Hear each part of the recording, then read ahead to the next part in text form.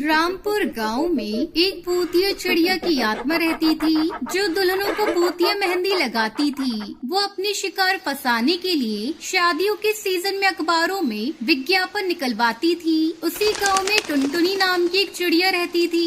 कुछ ही दिनों में उसकी शादी तय हो जाती है। वो अपने पंखों पर मेहंदी लगाने के लिए शहर के सभी ब्यूटी पार्लर में कांटेक्ट करती है, लेकिन सभी बुक हो चुके थे। तभी टुनटुनी की नजर अखबार में छपे विज्ञापन पर पड़ती है, जिसमें लिखा होता है, मात्र 10 रुपए में डिजाइनर मेहंदी लगवाएं।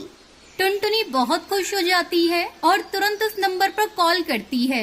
हेलो मैडम, आप मेहंदी लगाने कितने बजे आ सकती हो? मुझे अपने दोनों पंखों में मेहंदी लगवानी है।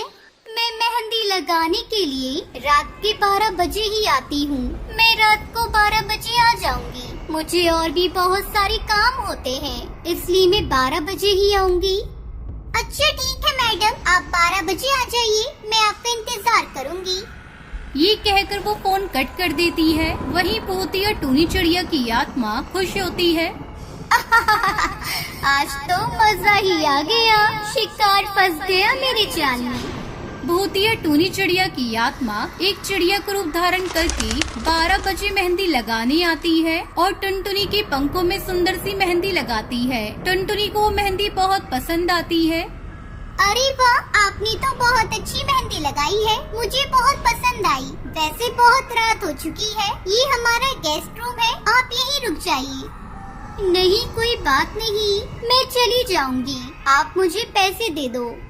भूतिया टूनी चिड़िया की आत्मा 10 रुपए लेकर वहाँ से चली जाती है। कुछ देर बाद टुनटुनी के दोनों मेहंदी लगी पंख कटकर जमीन पर गिर जाते हैं। तभी वहाँ भूतिया चिड़िया की आत्मा आती है और दोनों पंखों को उठाकर ले जाती है। शैतान को बलि देने के लिए 100 जोड़ी पंख पूरे होने वाले हैं। वो पंखों को लेकर अपनी गुफा में जाती है। टुनटुनी चिल्लाकर रोने लगती है। तभी टुनटुनी के माता पिता वहाँ आते हैं। अरे टुनटुनी बेटा, ये क्या हो गया? तुम्हारे पंख कहाँ पर हैं? कैसे हो गया ये सब?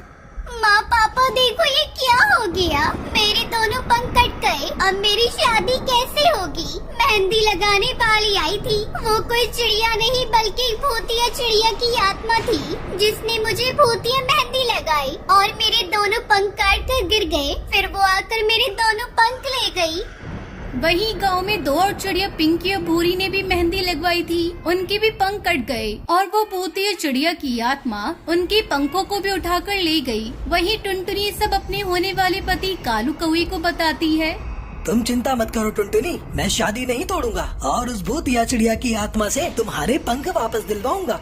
टुनटुनी और कालू भूतिया चिड़िया की आत्मा की गुफा की ओर जाते हैं। वो सारे कटे हुए पंख को इकट्ठा करके शैतान को पुकार रही थी।